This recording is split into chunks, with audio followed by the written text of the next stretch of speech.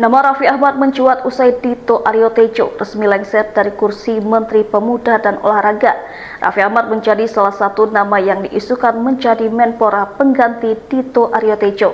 Tak hanya Raffi Ahmad, ada nama lainnya yang juga diisukan, yakni Putri Komarudin, Taufik Hidayat hingga Moreno Suprapto. Kabar adanya nama Raffi Ahmad yang disebut-sebut jadi salah satu kandidat tentu saja menuai pro dan kontra dari publik, tak terkecuali dari kalangan selebriti. Penyanyi Judika ikut memberikan tanggapannya soal isu yang belakangan ramai diperbincangkan ini. Enggan terlalu banyak komentar, menurut pelantun lagu Putus atau Terus ini, keputusan tetap berada di tangan Presiden. Meski begitu, Judika menegaskan siapapun yang dipilih seharusnya bisa benar-benar mewakili aspirasi masyarakat. Lebih jauh, suami dari Duma, Riris ini menilai figur Menpora idealnya memiliki pengalaman di bidang olahraga sehingga dapat diterima oleh masyarakat.